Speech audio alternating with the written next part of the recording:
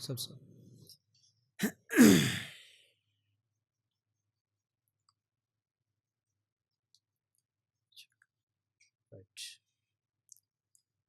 السلام علیکم ورحمۃ اللہ وبرکاتہ۔ ان الحمد للہ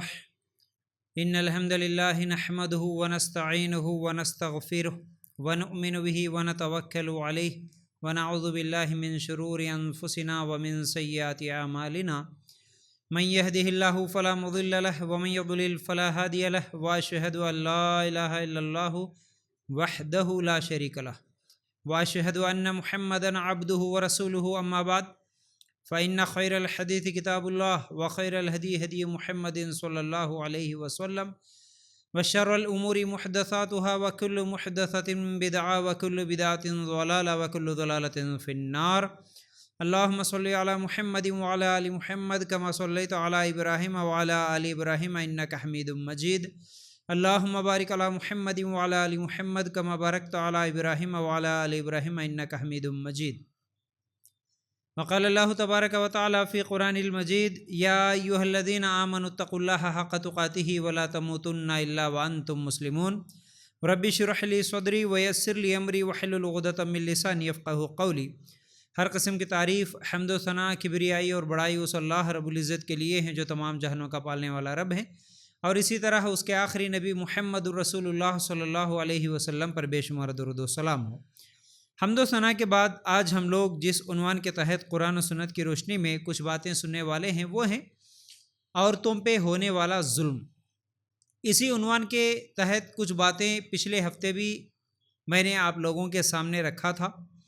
اور اسی عنوان کو آگے بڑھاتے ہوئے آج بھی کچھ باتیں انشاءاللہ رکھنے کی کوشش کروں گا۔ پچھلے ہفتے جو چیزیں ہم لوگ سنے تھے عورتوں پہ ہونے والے ظلم کے تعلق سے، وہ باتیں یہ تھی،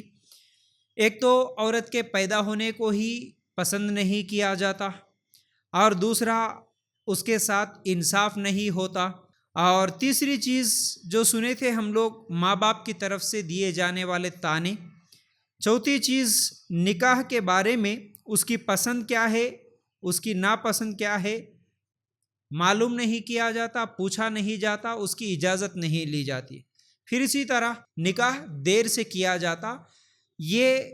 5 چیزیں آپ لوگوں کے سامنے، 5 یا 6 چیزیں آپ لوگوں کے سامنے آئی تھی پچھلے ہفتے۔ آج پھر وہیں سے ہم کنٹینیو کرتے ہیں۔ عورتوں پر ہونے والے ظلم میں سے ایک ظلم یہ ہے کہ شادی کے وقت کسی ایسے آدمی سے، کسی ایسے لڑکے سے اس کا نکاح کرا دینا جو شرابی ہو، کامچور ہو، زانی ہو، آوارے قسم کا لڑکا ہو، اس کے ساتھ اچھی لڑکی کا، نیک اور دیندار لڑکی کا نکاح کرا دینا، یہ بھی اس کے اوپر ظلم ہے۔ دیکھیے یہ ظلم کیسے ہوتا؟ اکثر لوگوں کو پتہ بھی رہتا کہ لڑکا دیندار نہیں ہے، اور لڑکا شرابی ہے، لڑکا کام نہیں کرتا، یہ تمام چیزیں معلوم ہونے کے بعد بھی اس لڑکے کا نکاح اس لیے کیا جاتا کہ شادی کے بعد یہ سدھر جائے گا، اس کی شادی کرا دو تاکہ یہ سدھر جائے۔ یہ بہت بڑی غلطی ہے، اور اس میں بہت زیادہ ظلم لڑکی کا ہوتا ہے۔ بیچاری لڑکی والوں سے تو چھپایا جاتا، لڑکی والوں سے چھپایا جاتا اس بات کو، اور لڑکی سے بھی چھپایا جاتا کہ لڑکا آوارہ ہے، لڑکا بدتمیز ہے، لڑکا شرابی ہے، بس اس کے ساتھ تو جھوٹ بول کر، دھوکہ دے کر کہ لڑکا بہت اچھا ہے، شریف ہے، اتنا کماتا، یہ کرتا وہ کرتا، تمام چیزیں بول کر ایک شریف لڑکی، ایک اچھی دیندار لڑکی کو اس کے نکاح میں دے دیا جاتا، اور نکاح کے بعد ہوتا کیا ہے کہ پھر اس کا جو شراب پینا، اس کا کام نہیں کر کے گھروں میں بیٹھنا، اور اس کا آوارہ پن، یہ تمام چیزیں جب سامنے آ جاتی ہے تو لڑکی بیچاری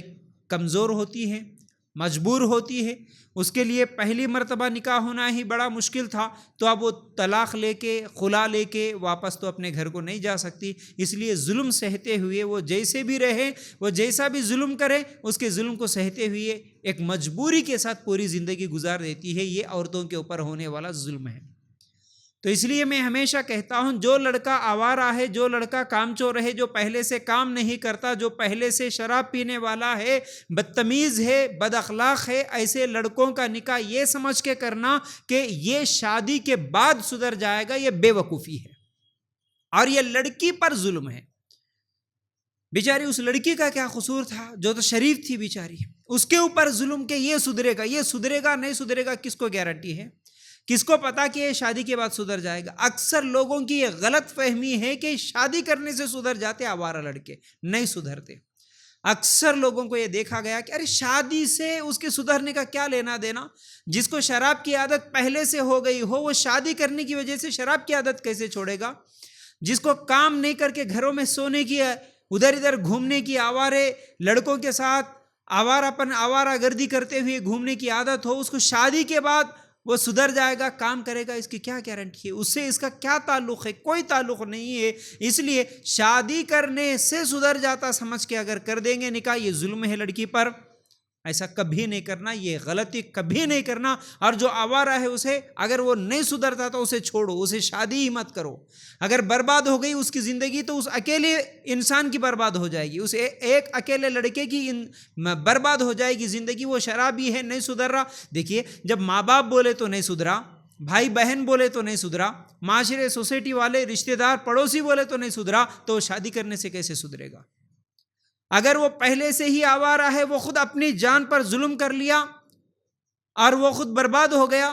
تو ٹھیک ہے، اس کو سدھارنے کی کوشش کرو، نہیں سدھر رہا تو چھوڑو، وہ اکیلی کی زندگی برباد کر رہا ہے جو یہ تمام غلط حرکتیں کر کے۔ لیکن اس کو اگر نکاح کر دیں گے تو ایک تو اس لڑکی کی زندگی برباد، پھر نکاح کے بعد اگر فوراً بچے بھی ہو گئے تو ان بیچارے بچوں کی بھی زندگی برباد، اس کے آوارے پن کی وجہ سے، اس کے شراب پینے کی وجہ سے، اس کے بد اخلاقی کی وجہ سے ہونے والے بچوں کی بھی زندگی برباد ہو جائے گی۔ تو اس لیے ایسے لڑکوں کا نکاح نہیں کرنا چاہیے جب تک وہ نہ سدھرے، جب تک وہ توبہ نہ کرے، جب تک وہ سیدھے راستے پہ نہ آئے، ایسے لڑکوں کا نکاح ہی نہیں کرنا چاہیے۔ اس چیز کو اچھی طرح یاد رکھ لیں۔ تو اس لیے یہ بھی عورتوں پہ ہونے والے ظلم میں سے ایک ظلم ہے کہ ایسے بد اخلاق لڑکوں کے ساتھ اچھی لڑکیوں کا نکاح کر دینا، ٹھیک ہے؟ چلیے اس کے بعد عورتوں پہ ہونے والے ظلم میں سے ایک اور ظلم، مہر طے کرنے کا حق لڑکیوں کو نہیں دینا، یہ بھی ظلم ہے۔ کیسے؟ دیکھیے اصل میں ہم قرآن نکال کر دیکھیں گے، سورہ نساء آیت نمبر 24 میں اللہ تعالیٰ کہتا ہے کہ عورتوں کے ساتھ جب نکاح کیا جاتا ہے تو اپنی مرضی سے، خوشی سے عورتوں کو مہر دو، یہ اللہ تعالیٰ کا حکم ہے، قرآن میں حکم ہے۔ اصل میں پچھلے ہفتے بھی آپ لوگوں کے سامنے یہ بات بولا تھا کہ آج ہماری عورتوں کو ان کے حقوق کیا ہے خود نہیں معلوم، عورت کو اسلام کیا حق دیا یہ اس کو خود نہیں معلوم۔ بہت سارے حقوق جو دیا اللہ تعالیٰ، وہ حقوق آج مسلمان نہیں دیتے،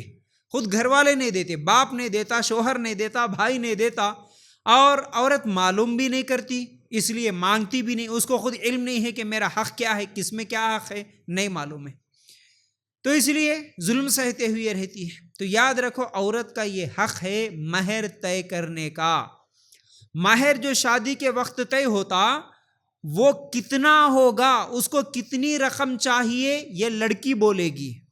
اور لڑکی کا ولی بولے گا۔ لڑکی کا ولی کون؟ جو اس کا باپ ہے، اس کا بھائی ہے۔ تو باپ بیٹی دونوں مل کے طے کریں گے، مشورہ کریں گے شادی سے پہلے، جیسا کہ پہلے تو باپ اجازت لے گا، جب لڑکی راضی ہے تو وہ پوچھے گا بیٹا تجھے کتنا مہر چاہیے، لڑکی کا حق ہے مہر، باپ پوچھے گا بیٹا کتنا مہر چاہیے،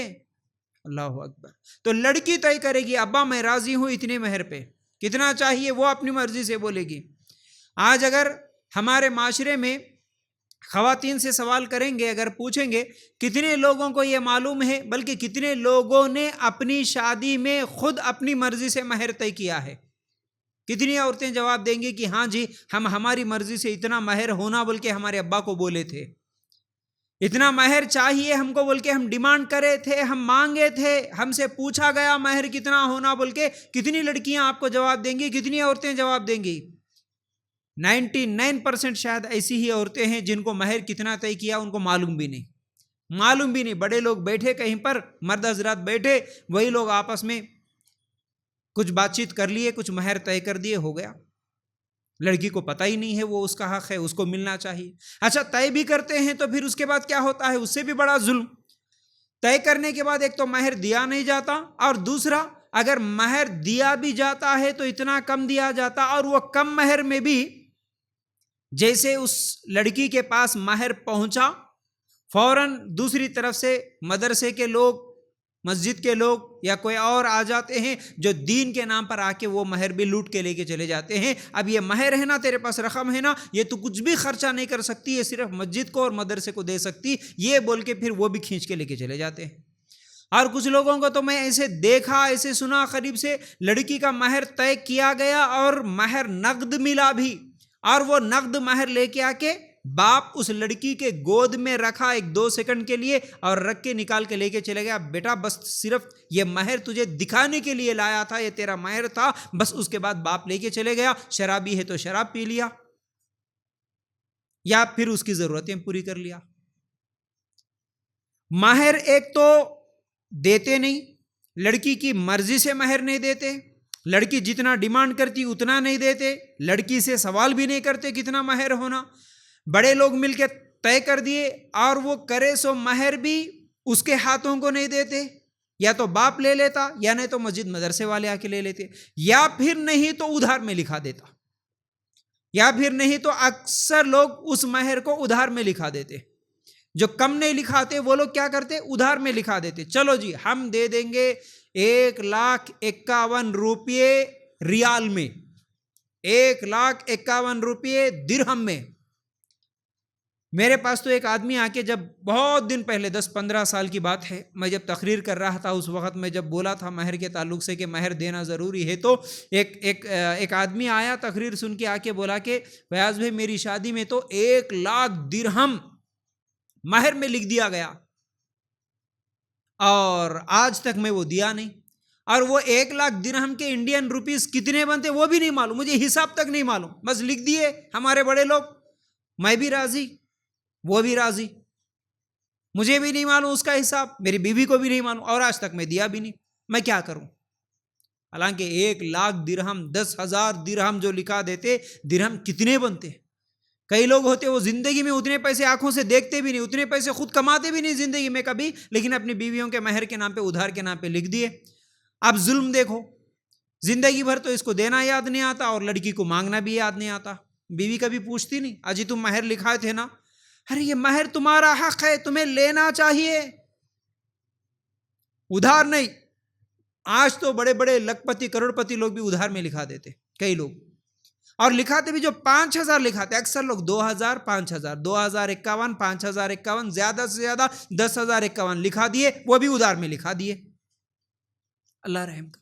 پھر وہ ہے سو 5-10 ہزار تو بھی کبھی دیا اپنی بیوی کو، وہ بھی نہیں دیا، بوڑھا ہو گیا، پوری زندگی گزار دیا، اسی حالت میں مر گیا. اب ہمارا سماج، ہماری سوسائٹی کیا کرتی؟ مرنے کے بعد پھر اس بوڑھی خاتون کو پکڑ کے لے کے آ کے تیرے شوہر کا مہر معاف کر. یہ اس کے اوپر اور بڑا ظلم ہے کہ اس کے ساتھ زبردستی مہر معاف کراتے، حالانکہ اگر وہ نہیں دیا لا علمی کی وجہ سے یا کسی اور وجہ سے، تو اس وقت بھی اس مرے ہوئے انسان، یعنی اس عورت کے شوہر کا جس کا انتقال ہو گیا، اس کی پراپرٹی میں سے ہی کوئی چیز نکال کر اسے بیچ کے اس کی جو رقم آتی ہے اس رقم سے اس بیوی کا مہر ادا کرنا یہ ضروری ہے. اور کتنی رحم، کتنی مہر ہونا. مہر کیونکہ عورت کا حق ہے، تو مہر میں آپ اگر کروڑ پتی سے نکاح کر رہے تو آپ 1 کروڑ روپے بھی ڈیمانڈ کر سکتے ہیں. عورت ڈیمانڈ کر سکتی ہے کہ مجھے 1 کروڑ روپے چاہیے، مجھے اتنے پلاٹ چاہیے، مجھے یہ گھر چاہیے، مجھے اتنے تولہ سونا چاند چاہیے، مجھے ڈائمنڈ رنگ چاہیے. کچھ بھی لڑکی اپنی مرضی سے ڈیمانڈ کر سکتی ہے، مانگ سکتی ہے اپنی مرضی سے، ابا مجھے اتنا مہر چاہیے، یہ آپ کا حق ہے. اور دوسری چیز، اگر وہ کروڑ پتی نہیں ہے، غریب ہے، غریب انسان سے، اگر آپ بھی غریب ہے، لڑکی بھی غریب ہے، لڑکا بھی غریب ہے، اور وہ کروڑوں میں لاکھوں میں نہیں دے سکتا، تو وہ اپنی حیثیت کے حساب سے وہ مانگ سکتی ہے، ڈیمانڈ کر سکتی ہے، آپ کی مرضی. آپ 500 روپے پہ بھی اگر راضی ہو گئے تو نکاح ہو جاتا. آپ 1 لاکھ بھی مانگے تو نکاح ہو جاتا، 1 کروڑ بھی مانگے تو نکاح ہو جاتا، لیکن مانگنا اور وہ مہر کا لینا اور وہ مہر کا لے کے آپ اپنی مرضی سے اس کا استعمال کرنا، یہ آپ کا حق ہے، یہ خواتین کا حق ہے، یہ لڑکی کا حق ہے۔ مہر کا پیسہ آپ کے پاس رہے گا، آپ چاہے تو آپ کے نام پہ پلاٹ خرید کے رکھ لو، آپ چاہے تو سونا خرید کے رکھ لو، آپ چاہے تو اپنے لیے کھانے پینے کپڑوں میں استعمال کر لو، آپ چاہے اپنے بچوں کے فیوچر کے لیے جمع کے رکھ لو، یہ آپ کا حق ہے، یہ آپ کے پاس رہے گا، آپ کی مرضی اس پر چلے گی۔ مہر ملنے کے بعد فوراً کوئی مدرسے کے نام پہ یا کوئی اور کسی کے نام پہ آ کے لے کر چلے جائے تو اس طرح دینا غلط ہے، کیونکہ لڑکیوں کو ڈرا کے اس طرح اس کا مہر بھی چھین لیا جاتا، اور لڑکیوں کو علم نہیں رہنے کی وجہ سے ہاں جو بھی بول دیے مولانا صاحب اس بات پر راضی ہو کے وہ واپس دے دیتی ہے۔ یاد رکھو غلط ہے۔ اور کئی باپ تو ظلم کرتے ہیں، بڑی رقم لے لیتے ہیں، غریب لڑکی ہیں، غریب گھرانہ ہے، لیکن رشتہ کیسے دیکھا؟ بڑے پیسے والوں کا تو رشتہ دیکھ لیا باپ، اب وہاں سے مجھے مہر تو مل جائے گا یہ سوچ کے، کئی لوگوں کو تو میں اپنے آنکھوں سے دیکھا کہ لڑکی کو اس کی پسند نہیں بھی ہے، تو جیسے کہ لڑکی کی پسند اور ناپسند کے بارے میں پچھلے ہفتے میں تفصیل سے بات رکھا تھا، اس میں ایک چیز یہ بھی ہوتی ہے کہ کئی لوگ صرف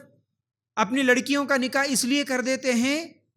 کیونکہ باپ خود عیاش ہوتا، کھانے پینے والا، شراب کا عادی، کام چور ہو جاتا، اس کے گھر میں لڑکیاں ہیں،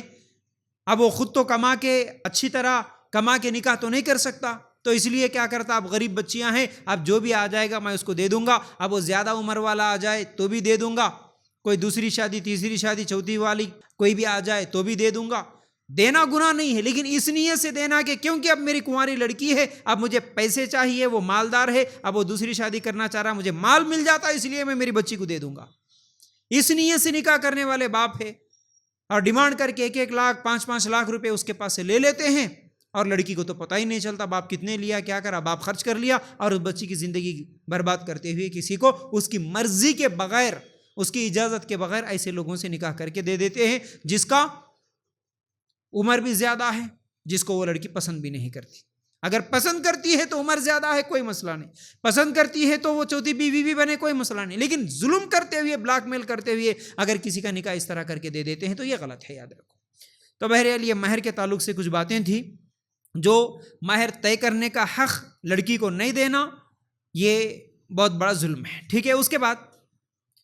ایک اور چیز عورتوں پہ ہونے والے ظلم میں سے ایک ظلم یہ ہے، لڑکی نکاح کے وقت ہر اعتبار سے پرفیکٹ ہونا سمجھنا، اور اگر وہ پرفیکٹ نہیں ہے کسی چیز میں، اگر کسی چیز میں کمزور ہے، کوئی کمی کوتاہی ہو جائے تو زندگی بھر اس کو تانے دینا، یہ بھی اس کے اوپر ظلم ہے۔ تانے کے تعلق سے میں پچھلے ہفتے بھی آپ لوگوں کے سامنے کچھ باتیں رکھا، گھر میں بچپن سے جو ماں باپ تانے دیتے ہیں وہ الگ ہیں، شادی کے بعد جو سسرال میں تانے ملتے ہیں وہ الگ ہے۔ شادی کے وقت ہر ایک کی سوچ یہ ہوتی ہے کہ لڑکی ہمیں ہر اعتبار سے پرفیکٹ ہونا، مطلب دیکھنے میں بھی پرفیکٹ رہنا، گوری بھی رہنا، لمبی بھی رہنا، صحت مند بھی رہنا، پڑھی لکھی بھی رہنا، کام والی بھی ہونا، ناک بھی ایسی ہونا، آنکھ بھی ایسی ہونا، ہر چیز میں پرفیکٹ ہونا، ہمیں کھانا بھی اچھا بنانا، گھر کے کام کاج بھی کرنا، خدمت بھی کرنا، ہر چیز میں پرفیکٹ ہونا۔ اگر کسی چیز میں پرفیکٹ نہیں ہے تو پھر اس کے عیب نکالتے ہوئے، اس کے عیوب ڈھونڈتے ہوئے زندگی بھر تانے دینا، یہ اس کے اوپر ظلم ہے۔ ان میں سے پہلی چیز یہ ہے، اگر کسی لڑکی کو آپ کبھی دیکھنے کے لیے گئے، کسی کے گھر میں رشتہ دیکھنے کے لیے گئے، آپ کے لڑکے کے لیے کسی لڑکی کو دیکھنے کے لیے آپ چلے گئے، وہاں پر اگر آپ کو وہ لڑکی پسند نہیں آئی، چاہے اس کی ناک اچھی نہیں تھی، اس کی ہائٹ کم تھی، یا اس کا کلر کم تھا، یا اس کے بال چھوٹے تھے، کچھ بھی تھا، تو آپ دیکھ لیے اور خاموشی کے ساتھ، اچھے اخلاق کے ساتھ، ٹھیک ہے جی ہم بعد میں بول دیتے یا تھوڑی دیر کے بعد بول دیتے، سوچ کے بولتے، اس طرح بول کے کوئی بہانہ بنا کے آ جائیں، پھر اس کے بعد فون پہ کسی کے ذریعے سے بات پہنچا دیں، نہیں بھائی ہم کو پسند نہیں آئی، اتنی بات کافی ہے۔ نہیں بھائی ہم کو پسند نہیں آئی اس لیے ہم رشتہ کرنا نہیں چاہتے، آپ کوئی دوسرا رشتہ دیکھ لو، یہ اچھی بات ہے، اچھے اخلاق سے آپ ریجیکٹ کر دیے، کیونکہ آپ کی پسند بھی ہے کہ ایسی ایسی لڑکی ہونا، ویسی لڑکی آپ کو نہیں ملی، آپ اچھے انداز سے دیکھ لیے، اچھے انداز سے بول کے آ گئے، لیکن وہاں پر رک کر یا نہیں تو واپس آنے کے بعد اس لڑکی کے عیب گناتے ہوئے، اس کا مذاق اڑاتے ہوئے، ارے اس کی آنکھیں کیسی تھی دیکھے، ارے ان کا کلر کیسا تھا دیکھے، ارے ان کی ناک کیسی تھی معلوم ہے، وہ بچی تیج تھی معلوم ہے، اتنی گڈی تھی، ایسی تھی ویسی تھی، بول کے جو اس کے عیب گناتے ہوئے مذاق جو اڑاتے ہیں، یاد رکھو یہ کل قیامت کے دن پکڑے جائیں گے. یہ سب بھی ظلم ہے، کیونکہ شکل و صورت کو بنانا اس لڑکی کے اپنے ہاتھ میں، اپنے اختیار میں نہیں تھا. اللہ تعالیٰ کی مرضی تھی، جس کو جیسا بنانا ویسے بنا دیا. ہم کو جو بھی بنایا اللہ تعالیٰ اسے بنا دیا، اور اس کو جیسے بنانا تھا اللہ تعالیٰ اس کی مرضی سے بنایا. اگر ہمیں اپنی مرضی سے بنانا ہوتا تو ہر آدمی اپنے آپ کو بنا لیتا، لیکن نہیں. ہماری شکل کے بننے میں، ہماری آنکھ ناک کی بننے میں ہماری مرضی جیسی نہیں تھی، اسی طرح اس لڑکی کی بھی مرضی اس کے بننے میں نہیں تھی. تو پھر اس کا مذاق اڑائیں گے، اس کے عیب گنائیں گے، تو یاد رکھو یہ ظلم ہوگا. اس طرح کسی کا دل دکھا کے، کئی لوگاں تو بچیوں کے تعلق سے سنتے ہیں نا، کئی بچیاں بھی بولتی ہیں روتے ہوئے کہ کیا کریں، 10 رشتے آتے ہیں، ہر ایک آتا ہے کوئی نہ کوئی نام لگا کے چلے جاتا ہے. ہر ایک دیکھنے والے آتے ہیں، کوئی نہ کوئی نام لگا کے چلے جاتے ہیں، مذاق اڑا کے چلے جاتے ہیں. لوگوں کے سامنے سج سج کے، سنور کے، بیٹھ کے ہمیں شرم آ جاتی ہے، تنگ آ جاتے ہیں ہم لوگ کہ کتنے لوگ آ کے ہم کو دیکھ کر چلے جائیں گے. تو اس لیے بہتر ہے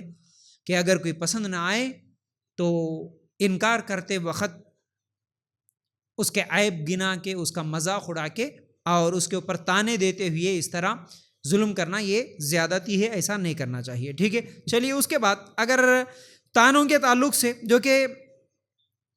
ایک بات یہ بھی ہے کہ لڑکی ہر اعتبار سے پرفیکٹ ہونا جو چیز ہے، ان میں سے ایک چیز یہ ہے کہ اگر کسی چیز میں وہ اس کی کمی اور اس کی کوئی خامی نظر آتی ہے شادی کے بعد، مثال کے طور پر اس کو اگر پکوان اچھا نہیں آتا ہوگا، یا پھر اس کو کوئی اور چیز صحیح سے نہیں آتی ہوں گی، جو کمی ہے اس کمی کو لے کر ہمیشہ تانے دینا. اکثر گھروں میں یہ تانے سنتے ہیں نا کہ کچھ لوگ کیا کرتے ہیں، مالدار گھرانے کے لوگ پہلے تو دیکھنے میں اچھی ہے، خوبصورت ہے بول کے شادی تو کر کے لے کے چلے جاتے. کئی لوگ تو شہر کے لوگ رہتے، گاؤں والی لڑکی ہیں لیکن وہ بہت خوبصورت ہے بول کے لے کر چلے جاتے، یا کسی کی ڈگری دیکھ کر شادی کر کے لے کے جاتے. اکثر لوگ تو صرف خوبصورتی دیکھتے ہیں، باقی چیزیں نہیں دیکھتے، اور خوبصورت ہے، گوری ہے بول کے لے کے چلے جاتے. لیکن اس کے بعد اگر اس لڑکی کو کوئی کام نہیں آتا، یا کوئی بات چیت کرنے میں کوئی کمزوری ہے، یا کوئی بھی چیز جس میں اس کی کمی ہے، خامی ہے، تو ہمیشہ یہ تانے دیتے ہوئے نظر آتے. زندگی میں تم کبھی دیکھے ایسی چیز؟ ہمارے گھر آنے کے بعد تم کو یہ ملی. زندگی میں کبھی ایسا کپڑا پہنے تم لوگ؟ کبھی جانے کیا تمہارے امی ابا کبھی ایسی چیز کھلائے کیا؟ کبھی ایسی چیز دیکھے؟ اللہ رحم کرے. زندگی پر ہر کھانے کی چیز کو لے کر، ہر پہننے کی چیز کو لے کر، ہر چیز کو لے کے، تمہارے گھر میں تو یہ نہیں تھی، یہاں آ کے تمہارے کو مل رہا. اس طرح بولتے ہوئے تانے دینا یہ ظلم ہے، یاد رکھو یہ ظلم ہے. خاص طور سے جو بھی لوگ اس طرح بولتے ہوئے، ہمیں تو کوئی پوچھنے والا نہیں ہے نا، جیسے چاہے ہم بولیں گے اس طرح سمجھ کے بولتے ہیں، یہ سب قیامت کے دن پکڑے جائیں گے. اللہ کے رسول صلی اللہ علیہ وسلم نے کیا فرمایا؟ کوئی مومن مرد اپنی مومن بیوی سے نفرت نہ کرے، اگر اس کی کوئی عادت پسند نہ ہو تو دوسری عادت اسے ضرور پسند ہوگی. صحیح مسلم میں یہ روایت موجود ہے. کیا بولے اللہ کے رسول صلی اللہ علیہ وسلم؟ کوئی بھی مومن مرد کسی مومنہ عورت سے، اس کی بیوی سے نفرت نہ کرے. ایک چیز پسند نہیں آئے ہوں گے، ٹھیک ہے، اسے کھانا نہیں بنانے آتا ہوگا، کوئی اور چیز اچھا آتا ہوگا، ٹھیک ہے، اس کو کپڑے پریس کرنے نہیں آتا ہوگا، کھانا اچھا بناتی ہوں گی، کوئی نہ کوئی ایک چیز اچھی نہیں ہے، دوسری چیز تو اچھی ہوں گی. تو اس لیے نفرت مت کرو، جو اچھی چیز ہے اسے یاد کر کے، جو اچھی نہیں ہے، جو تمہیں پسند نہیں آئی، اس چیز کو بھلا دو. اس چیز کو یاد کر کے تانے دو، نہیں، تانے دینا نہیں ہے، بلکہ اس چیز کو بھلا دو جو تمہیں پسند نہیں آ رہی ہے، اور جو اچھی چیز ہے اسے یاد رکھ لو، اس کے ساتھ پھر اچھی طرح زندگی گزارو. یہ اللہ کے رسول صلی اللہ علیہ وسلم کی حدیث ہے. اور بہت سارے گھروں میں تو تانے جو دیے جاتے ہیں، اگر اس کے بچے، لڑکی کی تو شادی ہو گئی، شادی ہونے کے بعد اس کا بچہ بگڑ جاتا ہے، اس کے بچے اگر بد اخلاق نکل جاتے ہیں، تب بھی تانے ماں کو سنائے جاتے ہیں کہ تمہاری ماں یہ سکھائی کیا. بچوں کے بگڑنے کی وجہ سے بھی عورت کے اوپر ظلم، اس کے اوپر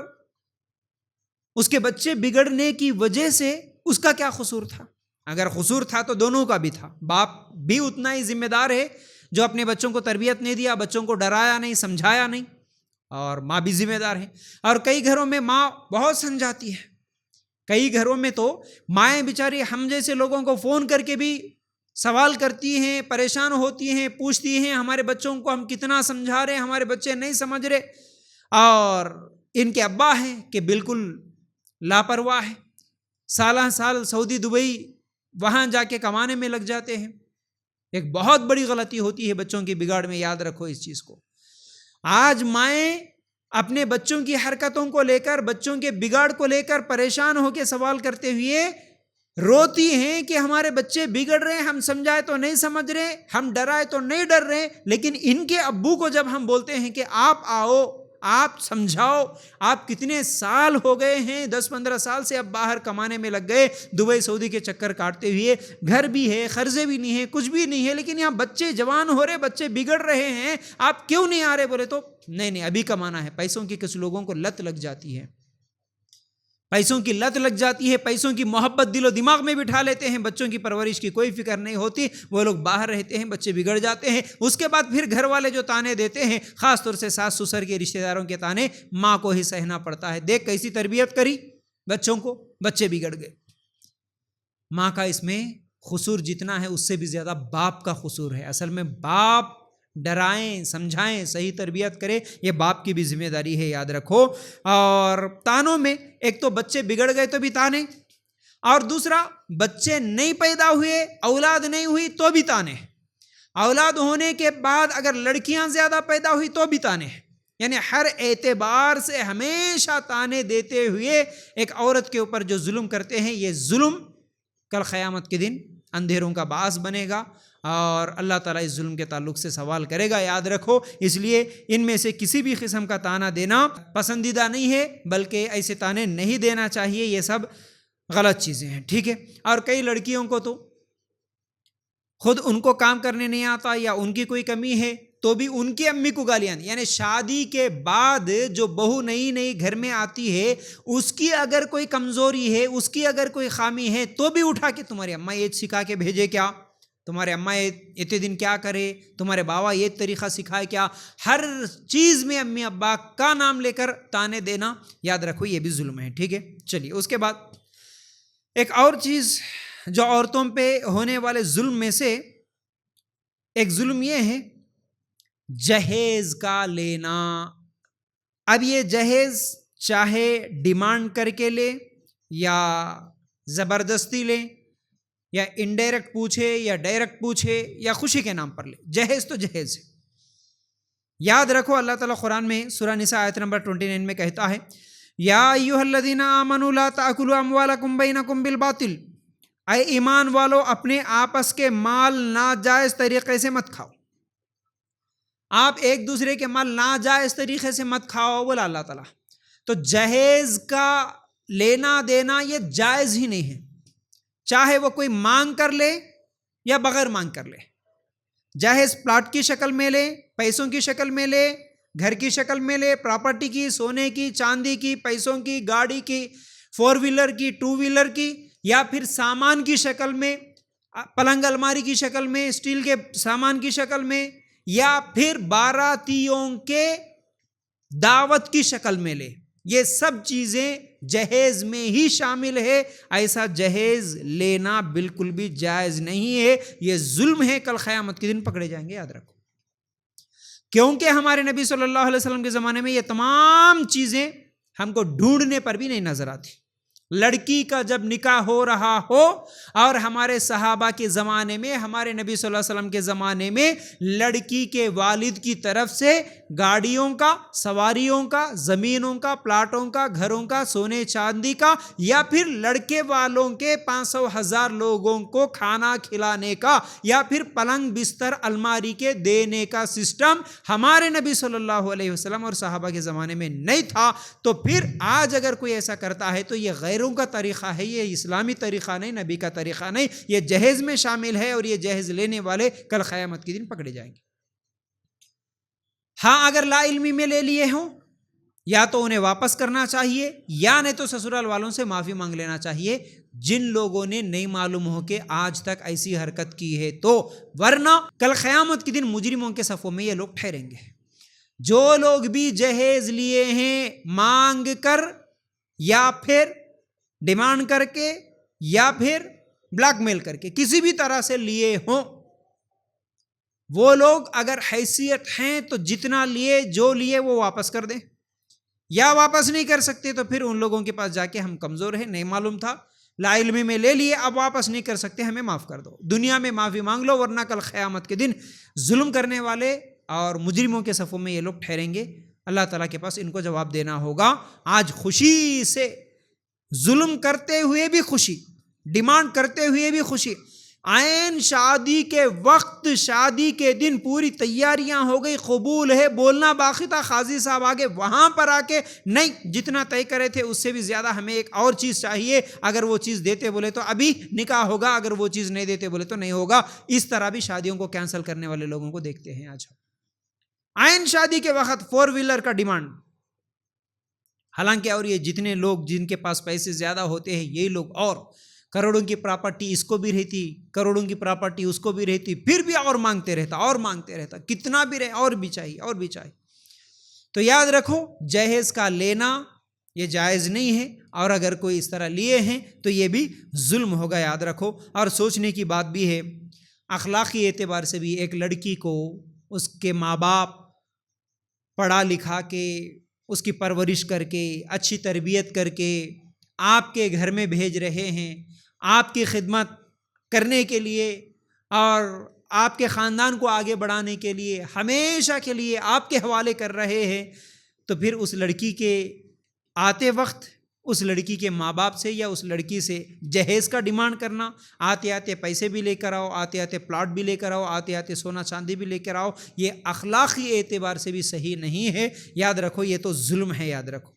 بہت بڑا ظلم ہے. یاد رکھو آج جتنے بھی لوگ جہیز دیتے ہیں, جو لوگ کہتے ہیں کہ ہم خوشی سے دیتے ہیں, بلکہ خوشی سے کوئی نہیں دیتا, آج ڈر کی وجہ سے دیتے ہیں. جتنے بھی لوگ دیتے ہیں وہ ڈر کی وجہ سے دیتے ہیں, کہیں بغیر جہیز کے ہم لڑکی کا نکاح کر دیں گے تو پھر لڑکی جانے کے بعد اس کی ساس کی طرف سے تانے نہ سننے کو ملے,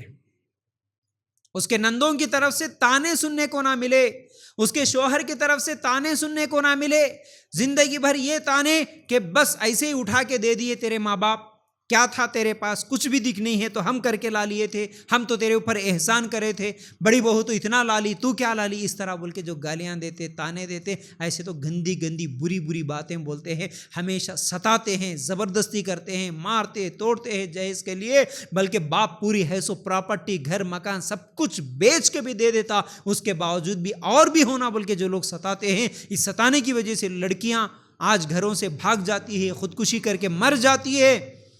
اور ساسوں کے شوہروں کے ہاتھوں میں قتل ہو جاتی ہیں.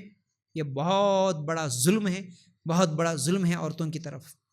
عورتوں کے اوپر ہونے والے ظلم میں سے بہت زیادہ ظلم یہی جہیز کی وجہ سے ہوتا ہے. ہر جگہ جو سب سے زیادہ ظلم عورتوں کے اوپر ہوتا ہے تو وہ جہیز کی وجہ سے ہوتا ہے. تو یاد رکھو یہ جہیز کا لینا, جہیز کا دینا, یہ تمام چیزیں جائز نہیں ہے, یہ ظلم ہے, اور قیامت کے دن سوال ہوگا, اور یہ جہیز لینے والے سب کے سب اللہ تعالیٰ کو جواب دیں گے. اس کے بدلے میں اللہ تعالیٰ ان کو ضرور سزا دے گا, یاد رکھو. چلیے اس کے بعد لڑکیوں پر ہونے والے ظلم, عورتوں پر ہونے والے ظلم میں سے ایک ظلم یہ ہے کہ شادی کے بعد اس کے جائز خواہشات کا بھی احترام نہ کرنا, یہ بھی ظلم ہے. دیکھیے انسان ہے, عورت بھی ہیں تو انسان ہے, مرد بھی ہیں تو انسان ہے, ہر ایک کے اپنے اپنے خواہشات ہیں. اللہ تعالیٰ انسان کے اندر کچھ ایموشنز کو رکھا, کچھ جذبات کو رکھا, ان میں سے خوشی ہے, غم ہے, ڈر ہے, محبت ہے, خوف ہے, بہت ساری چیزیں ہیں جو جذبات ہیں. انہی جذبات میں سے ایک جذبہ ہے خواہشات.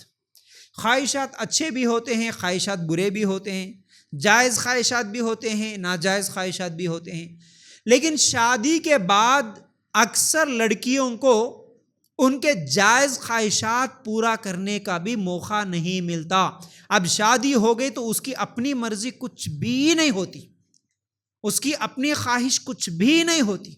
اس لیے اکثر لڑکیاں شکایت کرتی ہیں, اکثر لڑکیاں شکایت کرتی ہیں, صحیح علم نہیں رہنے کی وجہ سے پریشان ہوتی ہیں, روتی ہیں.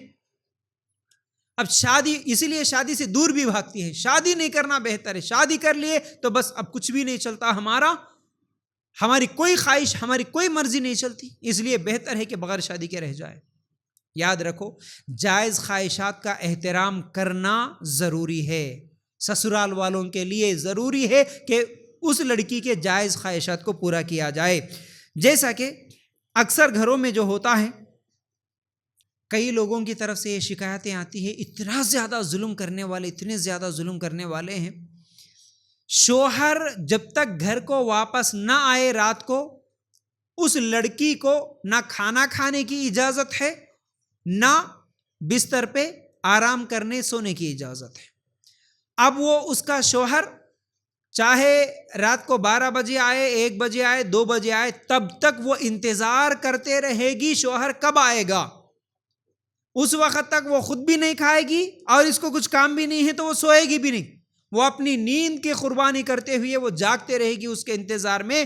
کیونکہ جو آنے والا شوہر ہے، اور یہ انہی گھروں میں زیادہ ہوتا ہے جو ظالم شوہر ہوتے ہیں، بدتمیز ہوتے ہیں، بد اخلاق ہوتے ہیں۔ کئی لوگوں کو شراب پینے کی عادت ہوتی ہے، وہ شراب پیتے ہوئے اپنے دوستوں کے ساتھ بیٹھا ہوا رہتا، رات کے 1-2 بجے گھر کو آتا۔ کئی لوگ جوا کھیلتے ہوئے رہتے، جوا کھیلنے والے بھی رات تمام جوا کھیلتے ہیں، تب تک وہ انتظار کرتے ہوئے رہیں گی گھر میں۔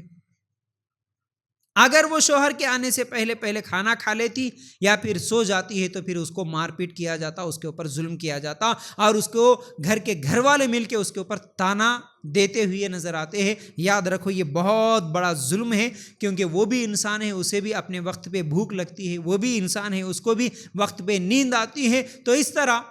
ظلم کرنا کہ شوہر کے گھر آئے بغیر کھانا نہ کھائے، یہ ظلم ہے۔ یاد رکھو، ہاں، اگر کوئی بیوی اپنی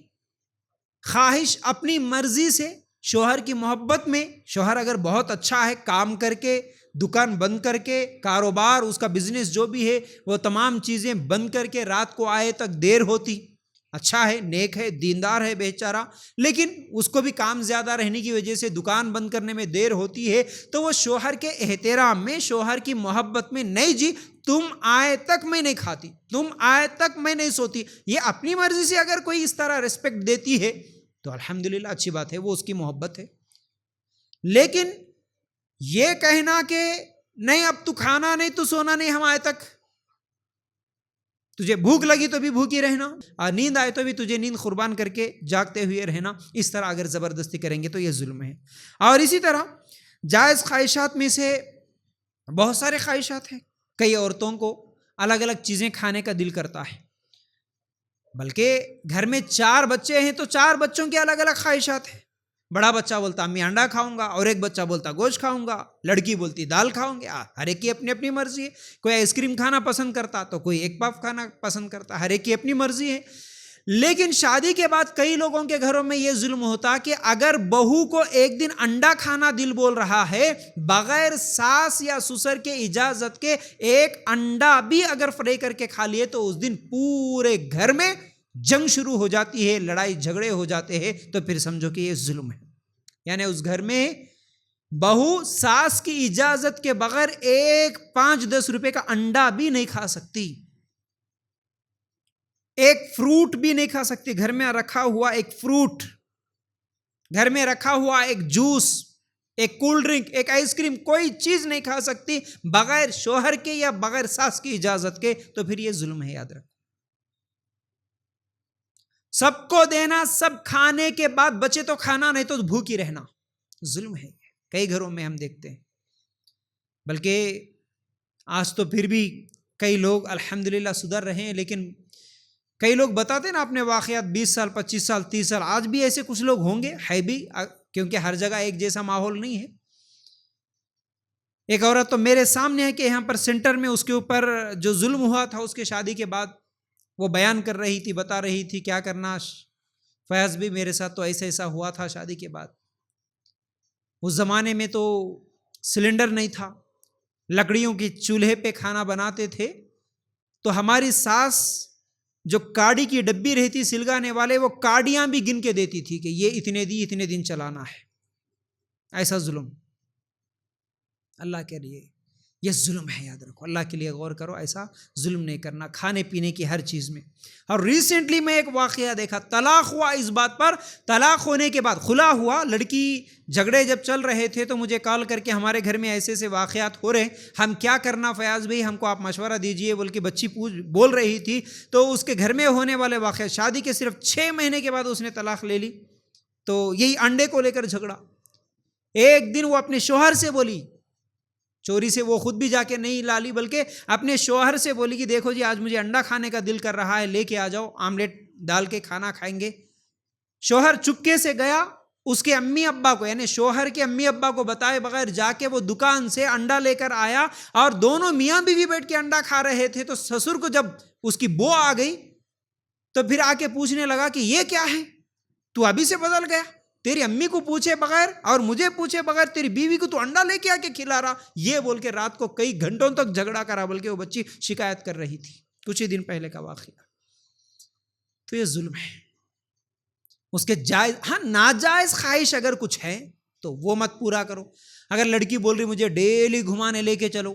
ڈیلی مجھے باہر کچھ لے کے آؤ، ڈیلی ہوٹلوں کا کھاؤں گی میں، گھر میں بناؤں گی نہیں، اگر یہ ہے تو یہ فضول خرچی بھی ہے، اور یہ صحت بھی خراب کرنے والی چیزیں ہیں، اور یہ تو بہت زیادہ مال کو نقصان کرنا ہے۔ ایسے بہت ساری چیزیں ہو سکتی ہیں۔ اگر وہ کوئی لڑکی ناجائز ڈیمانڈ کر رہی ہے، اس کے ناجائز خواہشات ہیں، تو وہ مت پورا کرو، لیکن جو جائز خواہشات ہیں وہ بھی پورا نہیں کرنے دینا اس کو، تو یاد رکھو یہ بہت بڑا ظلم ہے۔ ٹھیک ہے، چلیے اس کے بعد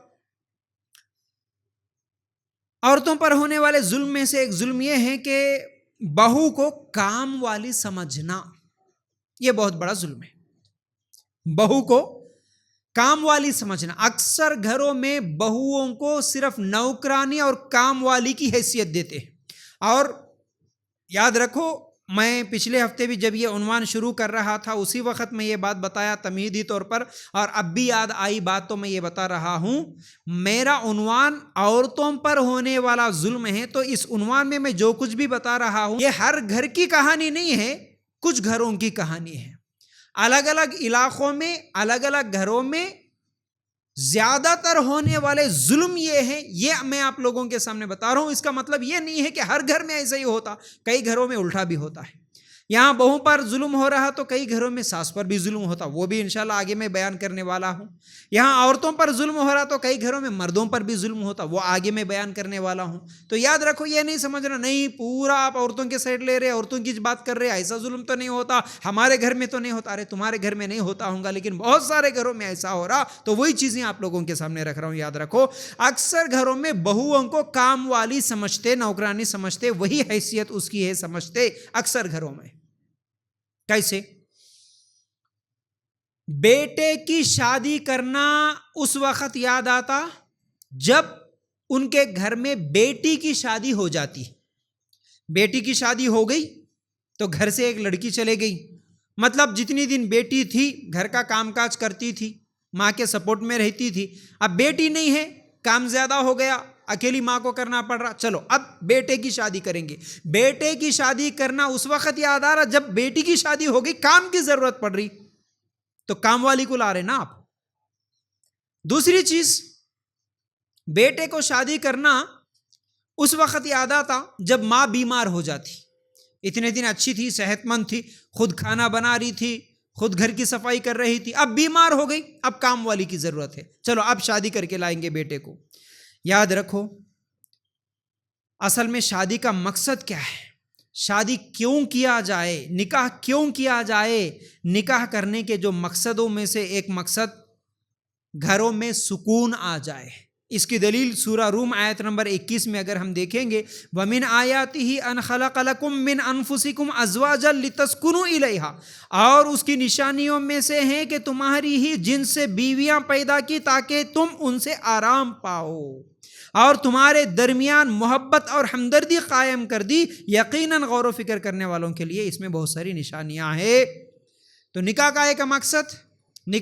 مقصد آپس میں محبت، گھروں میں سکون، ہمدردی، رحمت، یہ تمام چیزیں آ جائے، اس لیے نکاح کرنا، یہ نکاح کا ایک پہلا مقصد ہے۔ نکاح کا دوسرا مقصد اپنے خاندان کو آگے بڑھانا۔ نکاح کا ایک تیسرا مقصد ہمارے بچوں کو برائیوں سے بچانا، کیونکہ اللہ کے رسول صلی اللہ علیہ وسلم نے فرمایا اے نوجوانوں تم میں سے جو طاقت رکھتا ہے وہ نکاح کر لے، کیونکہ نکاح کی وجہ سے تمہارے نظروں کی حفاظت ہو جائے گی اور تمہارے شرمگاہوں کی حفاظت ہو جائے گی، زناکاری بدکاری جیسے تمام گندے اعمال سے تمہارے بچے بچ سکے، پاک دامن رہ سکے، اس لیے نکاح کرو بولے اللہ کے رسول صلی اللہ علیہ وسلم۔ نکاح کا یہ مقصد اسلام بتایا، لیکن کسی ماں کو یہ فکر نہیں ہے میرا بچہ یا میری بچی 30 سال 25 سال کی عمر کو پہنچ گئے، لڑکا تو 35 40 کو پہنچ گیا، ہو سکتا ہے وہ کسی فتنے میں، کسی برائی میں، کسی زناکاری بدکاریوں میں، کسی غلط کام میں، افیئرز میں نہ پڑ جائے، اس لیے بچے کی گناہوں سے بچانے کی نیت سے نکاح کریں گے۔ کتنے ماں باپ یہ سوچتے ہیں لڑکی کو بے حیائیوں سے بچائیں گے، ان گناہوں سے بچانے کے لیے جلدی نکاح کریں گے، کتنے ماں باپ یہ سوچتے ہیں؟ جب ان کو کام والی کی ضرورت ہوتی ہے تب بہو کو لے کے آتے ہیں، تو یاد رکھو یہ غلط ہے۔ نکاح کا مقصد یہ نہیں ہے، اور بہو کو کام والی اور نوکرانی سمجھنا، یہ حیثیت دینا، یہ بھی ظلم ہے، اس کے لیے یاد رکھو۔ اور اس کے علاوہ کئی لوگ تو جب شادی تو کر کے لا لیتے ہیں، اب یہ سمجھتے ہیں کہ ہمارے گھر میں بس ایک کام والی آ گئی، اب اس کے ساتھ ہمارے تمام گھر والوں کا کام کرانا یہ ہمارا حق ہے، ہم سب کی خدمت کرنا یہ اس کی ذمہ داری ہے سمجھتے۔ یاد رکھو بڑی اہم بات بول رہا ہوں، یہ بھی نہیں معلوم، اسی لیے میں بول رہا ہوں، بار بار بول رہا ہوں، تم کو تمہارا حق کیا ہے نہیں معلوم، آج عورتوں کو ان کا حق کیا ہے، ان کے رائٹس کیا ہے ان کو نہیں معلوم، اس لیے ساس سسر ظلم کرتے ہوئی تو نوکرانی ہے، پورے گھر والوں کا کام کرنا، شادی اس لیے کر کے لائے نا، سب کے کپڑے دھونا، سب کے برتن صاف کرنا، سب کو کھانا دینا، سب کا کھانا بنانا، گھر صاف کرنا، ہر چیز ہر کام صبح سے لے کے شام تک کرنا، یہ تیری ذمہ داری ہے۔ یہ بولتے ہوئے اس عورت کے اوپر ظلم کرتے ہوئے اس سے کام لیتے، یہ یاد رکھو ظلم ہے، یہ بھی کل قیامت کے دن پکڑے جائیں گے۔ اب یہاں پر میں بڑی اہم بات بول رہا ہوں، اچھی طرح یاد رکھو، کئی گھروں میں نندیں بھی ہوتی، دیور بھی ہوتے، ساس بھی جوان ہے، سسر بھی اچھا ہے، سب اپنی اپنی جگہ جوان ہے، کام کر لے سکتے، اس کے باوجود گھر کے گھر والے خالی بیٹھ کے رہتے، ادھر کی کاڑی ادھر نہیں رکھتے، اور کھائے سو پلیٹ اٹھاتے نہیں، کھاتے وقت دستر بھی نہیں بچھاتے، سب کے سب آرام سے بیٹھ کے رہتے۔ اب شادی ہو گئی نا، بھابھی آ گئے ہمارے گھر میں، وہی کام والی ہے، وہی نوکرانی ہے، سب وہی کام کریں گی، یہ ظلم ہے، یاد رکھو۔ کئی گھروں میں اپنے دیوروں کے، نوجوان دیوروں کے کپڑے ان کے انڈر گارمنٹس تک دھلاتے، یاد رکھو یہ اس کے اوپر ظلم ہے۔ ایک لڑکی خدمت کرے گی، بڑی اہم بات بول رہا ہوں یاد رکھو، ایک بیوی جو شادی کے بعد جاتی ہیں تو وہ خدمت کرے گی صرف اس کے شوہر اور اس کے بچوں کی، یہ اس کے اوپر فرض ہے۔ عورت کے لیے کس کی خدمت کرنا فرض ہے؟ اس کے شوہر، اس کے بچوں کی خدمت کرنا اس کے اوپر فرض ہے، اس کے لیے ضروری ہے۔ اب باقی جو دوسرے گھر والے ہیں، ساس ہیں، سسر ہیں، ان کی خدمت کرنا فرض نہیں ہے، لیکن یہ ایک اخلاقی ذمہ داری ہے۔ اگر وہ کر رہی ہے ان کی خدمت تو یہ ان کے اوپر احسان کر رہی ہے، اس احسان کا اس لڑکی کو ثواب ملے گا، اللہ تعالیٰ ثواب اللہ تعالیٰ دے گا۔ لیکن کوئی ساس ڈیمانڈ کر کے، زبردستی کر کے، ظلم کر کے اپنی بہو کے ساتھ اپنی تمام خدمتیں اگر کراتی ہے تو یاد رکھو یہ ظلم ہے، ظلم۔ احسان ہے یہ اس کے اخلاقی ذمہ داری ہے، اس کو بھی اگر اپنی ماں سمجھ کے اگر وہ خدمت کر رہی ہے، پکا کے دے رہی ہے، الحمدللہ۔ اس کو بھی اپنے باپ کا درجہ دے کے سسر کے لیے بھی کھانے پینے کا انتظام کر رہی ہے، الحمدللہ، احسان ہے سمجھو۔ اگر ایسے بہوؤں کا جو اپنے ساس سسر کا خیال رکھتی ہیں، کام کرتی ہیں، ایسے بہوؤں کی اگر تعریف کریں، ایسے بہوؤں کو اگر ریسپیکٹ دے، اگر ایسے بہوؤں کو عزت دے، ایسے بہوؤں کو کبھی اگر ساس سسر چھوٹے چھوٹے تحفے دے، رشتہ دار جب ان کے گھر میں آئے ان کے بہوؤں کی تعریف اگر ان لوگوں کے سامنے کرے، ماشاءاللہ ہماری بہو کتنی اچھی ہے، ایسی ہے ویسی ہے، تو پھر وہ بہویں اور بھی زیادہ خوشی سے ساس سسر کی خدمت کریں گی۔ لیکن کوئی ساس سسر اپنے بہو کی تعریف کرتے ہوئے نہیں نظر آتے، بلکہ کتنا بھی کام کرتی ہیں تو پھر جب بھی رشتہ دار آتے ہیں، پڑوسی آتی ہے، ان کے سامنے اس کو ذلیل کرنا اور ان کے سامنے اس کی بے عزتی کرنا، تانے دینا، یہ جب کرتے ہیں تو پھر بہویں جو کرنے کا کام ہے وہ بھی چھوڑ دیتی ہیں۔ جو کرنے کا کام ہے وہ بھی چھوڑ دیتی، پھر وہیں سے لڑائیاں جھگڑے فتنے فساد ہوتے ہیں۔ تو یاد رکھو بہو کو کام والی سمجھنا یہ غلط ہے، کام والی سمجھنا غلط ہے۔ اچھا اس کے بعد کچھ لوگوں کے تعلق سے میں تو یہ بھی سنا ہوں، ہمارے اپنے علاقے کے لوگوں کے تعلق سے گھروں میں ایسا بھی ہو رہا ہے، اتنا بھی زیادہ ظلم ہو رہا ہے، کیونکہ جب بہو آ گئی تو بس اب کام والی آ گئی یہ سمجھ کے کئی عورتوں کو رمضان کے روزے بھی رکھنے سے منع کرتے ہیں گھر والے،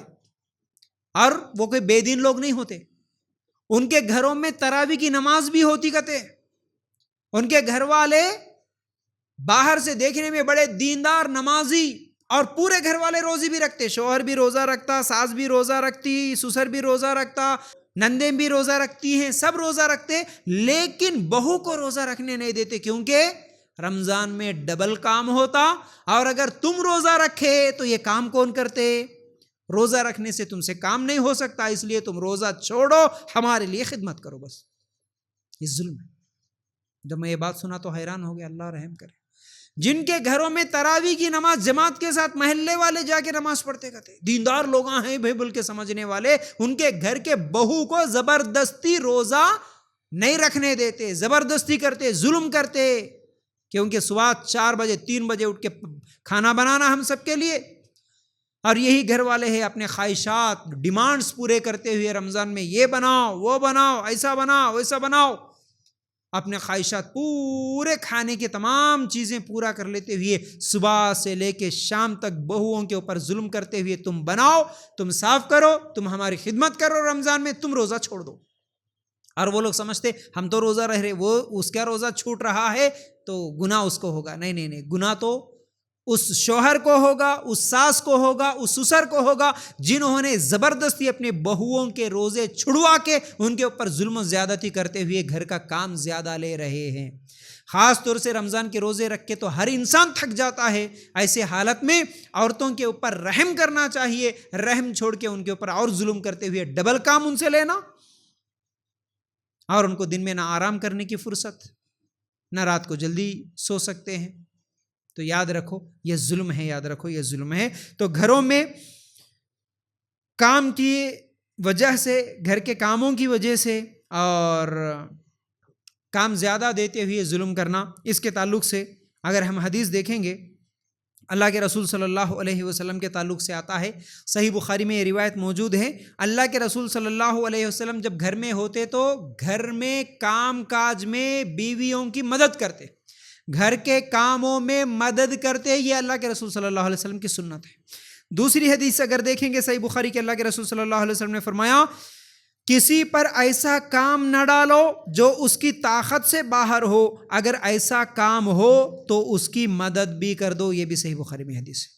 اللہ کے رسول صلی اللہ علیہ وسلم کیا فرماتے ہیں؟ کسی پر ایسا کام نہ ڈالو جو اس کی طاقت سے زیادہ ہو، بیچاری کمزور پڑ رہی ہے، بہت زیادہ ظلم ہو رہا ہے، رات کو نیند پوری نہیں ہو رہی، اتنا زیادہ کام ہے کہ 4 لوگ کرنے کا کام ایک کے اوپر ڈال دیے، 2 لوگوں کا کام ایک کے اوپر ڈال دیے، اور تم سب اس کو کام والی بنا کے رکھ دیا۔ اللہ کے رسول صلی اللہ علیہ وسلم فرماتے ہیں نہیں نہیں نہیں، ایسا کام مت ڈالو۔ اگر کبھی گھر میں ایسا کام ہے، زیادہ کام ہے، ہو سکتا ہے کبھی شادی ہے، کبھی کوئی فنکشن ہے، کبھی مہمان آ رہے تو کام زیادہ ہوتا، رمضان کا مہینہ ہے کام زیادہ ہوتا، تو اللہ کے رسول صلی اللہ علیہ وسلم کیا بولے؟ اگر ایسا کام کبھی آ گیا گھر میں تو اس وقت اس کی مدد کرو، تم بھی سپورٹ کرو، ننند ہے تم بھی سپورٹ کرو، ساس ہے تم بھی سپورٹ کرو، شوہر ہے تم بھی سپورٹ کرو، جس سے جو ہو سکتا ہے اس کی مدد کرو۔ اگر بوڑھی ساس ہے، بوڑھا سسر ہے بیچارے، ان سے کچھ نہیں ہوتا، تو ایسے لوگوں کے لیے اگر بہو پکا کے دے رہی، ان کے کپڑے دھو رہی تو ٹھیک ہے، مانا جاتا، ٹھیک ہے بھی، چلو الحمدللہ بوڑھے لوگوں کی خدمت کر رہی تھی، اس کو ثواب بھی مل رہا اور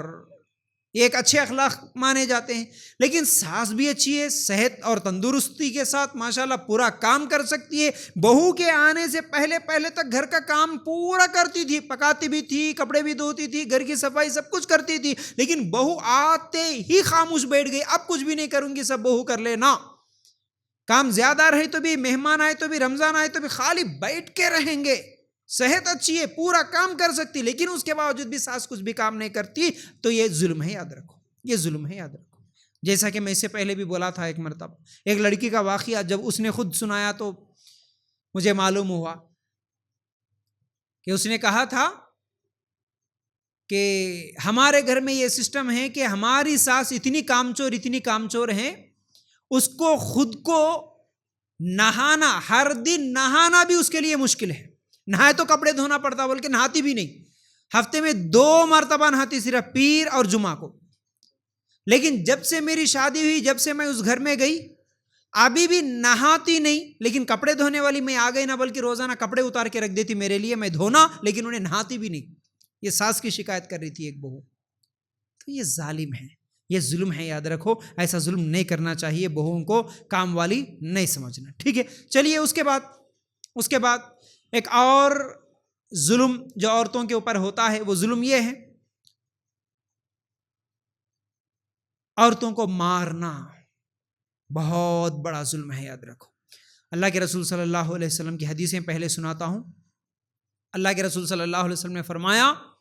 جنہوں نے اپنی بیویوں کو مارا وہ اچھے لوگ نہیں۔ جب اللہ کے رسول صلی اللہ علیہ وسلم کے سامنے کچھ لوگوں کے تعلق سے شکایت پہنچی کہ یہ لوگ بیویوں کو مارتے ہیں، اللہ کے رسول صلی اللہ علیہ وسلم نے فرمایا کہ یہ لوگ اچھے لوگ نہیں ہیں جو اپنی بیویوں کو مارتے ہیں۔ ابو داؤد 2146 حدیث نمبر۔ اور اس کے بعد سورہ نساء آیت نمبر 34 اگر ہم نکال کر دیکھتے ہیں تو کچھ لوگ سوال کرتے، دیکھیے اپنی مطلب کی بہت ساری چیزیں نکال کے رکھ لیتے، اپنی مطلب کی دلیلیں بہت سارے لوگوں کو یاد بھی ہوتے ہیں۔ یہاں پر اللہ تعالیٰ عورتوں کو مارنے کے تعلق سے ایک بات بتا دیا، اب اس کو دلیل بنا کے دیکھو۔ اللہ تعالیٰ قرآن میں خود عورتوں کو مارو بلانا، تم کیسا نہیں مارنا بول کے بولتے، دیکھو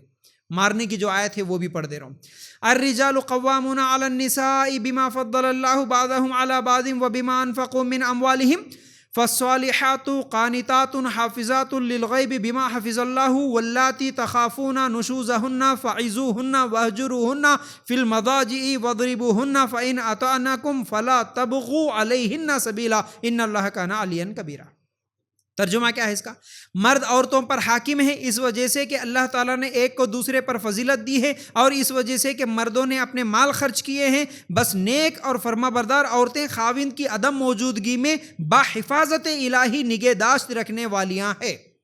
اب اس میں بہت ساری باتیں اللہ تعالیٰ کیا بولا یہاں پر؟ مرد حاکم ہے کیونکہ مرد کمانے والا، مرد خرچ کرنے والا، اسی لیے اللہ تعالیٰ عورتوں کے اوپر مرد کو فضیلت دیا۔ پھر اس کے بعد عورتوں کے تعلق سے اللہ تعالیٰ بتایا، عورتیں پاک دامن عورتیں وہ ہیں، اللہ کی نظر میں اچھی عورتیں وہ ہیں جو فرما بردار عورتیں ہیں، جو خاوند اگر گھر میں نہیں ہیں تو وہ خاوند کے شوہر کے غیر موجودگی میں اپنی عزت کی حفاظت کرنے والی، یہ اچھے عورتوں کی صفت اللہ تعالیٰ بتائے۔ اللہ کی نظر میں اچھی عورت، نیک عورت وہ ہے جو خاوند نہیں ہے، شوہر نہیں ہے تو غلط کام نہیں کرتی، اپنی عزت کی حفاظت کرتی ہیں۔ پھر اس کے بعد اللہ تعالیٰ کیا بولا؟ اگر جن عورتوں کی نافرمانی اور بد دماغی کا تمہیں خوف ہو تو انہیں نصیحت کرو اور انہیں الگ بستروں پر چھوڑ دو اور انہیں مار کی سزا دو۔ دیکھو اب اللہ تعالیٰ کیا بولا یہاں پر؟ جو عورتیں جن کے تعلق سے جن کی بد دماغی کا تمہیں خوف ہے، جو فرما بردار نہیں ہیں، جو برے اخلاق والی ہیں، جو بد اخلاق بن چکی ہیں، ایسی عورتیں جو نافرمانیاں کرتی ہیں، تو پہلے کیا کرو؟ ان کے لیے پہلے سمجھاؤ، ان کے لیے سب سے پہلے نصیحت کرو، ان کو الگ بٹھا کے سمجھاؤ، دیکھو جی تمہاری یہ غلطی ہو رہی، یہ غلطی ہو رہی، ایسی غلطی تم کیوں کرے؟ یہ دیکھو کل قیامت کے دن پکڑے جائیں گی، تم عذاب میں چلے جائیں گی، جہنم کا عذاب تمہارے لیے ہوگا، اگر ایسا کریں گے تو بے عزتی ہوگی، یہ وہ جو بھی سمجھا سکتے ہیں تمام چیزیں سمجھاؤ۔ سمجھانے کے بعد بھی اگر نہیں سمجھ رہی تو کیا کرو؟ بستر الگ کرو۔ دوسری چیز اللہ تعالیٰ بتایا، بستر الگ کرو، کیونکہ ایک نیک فرما بردار عزت والی عورت کے لیے شوہر گھر میں ہوتے ہوئے اس کے قریب نہیں آ رہا، اس کا بستر الگ کر دیا تو پھر یہی اس کے لیے بہت بڑی نصیحت ہوتی ہے، بہت بڑی نصیحت ہوتی ہے۔ میری ایسی کیا غلطی ہو گئی، اتنی بڑی غلطی جو میں کر دی، میرا شوہر میرے قریب آنا پسند نہیں کر رہا، وہ سدھر جائے گی، مان جائے گی۔ اس کے بعد بھی نہیں مان رہی، سمجھائے تو بھی نہیں مانے، بستر الگ کرے تو بھی نہیں مانے، پھر بھی وہ جو گناہ کرنا ہے وہ گناہ کرتے ہوئے چلے جا رہی، جو غلطی کرنا ہے وہ غلطی کرتے ہوئے چلے جا رہی، تو اس وقت مارو۔ اور مارنے کا طریقہ اگر حدیثیں دیکھیں گے، اللہ کے رسول صلی اللہ علیہ وسلم ایک مرتبہ بھی اپنی بیویوں پر ہاتھ نہیں اٹھائے۔ اگر یہ قرآن پہ عمل کرنا ہوتا، اس قرآن کی آیت پہ عمل کرنا ہوتا تو سب سے پہلے اللہ کے رسول اور صحابہ عمل کرتے تھے، لیکن اللہ کے رسول صلی اللہ علیہ وسلم کی زندگی میں مار نہیں ملتی، اور اللہ کے رسول صلی اللہ علیہ وسلم کبھی اپنے ہاتھ سے کسی کو نہیں مارا، نہ کسی عورت کو، نہ کسی خادم کو۔ صحیح مسلم 2328 یہ حدیث نمبر ہے، اللہ کے رسول کبھی نہیں مارے۔ تو پھر یہاں پر مارنے کا جو اللہ تعالیٰ حکم دے رہا ہے، اس کا مطلب یہ ہے، ایک حدیث میں آیا ہے کہ اگر مارنے کی ضرورت پڑے تو مسواک سے مارو، مسواک ٹوتھ برش جو ہوتا ہے اس سے مارو۔ تو اس مارنے کا اصل مقصد یہ ہے کہ بدن کو چوٹ پہنچے، یہ اصل مقصد نہیں ہے، بلکہ اس کے احساس کو چوٹ پہنچنا یہ اصل مقصد ہے۔ اگر کوئی بیوی پر ہاتھ اٹھایا صرف، یا پھر مسواک لے کے مارا، یا مار توں بول کے بولا، تو نیک،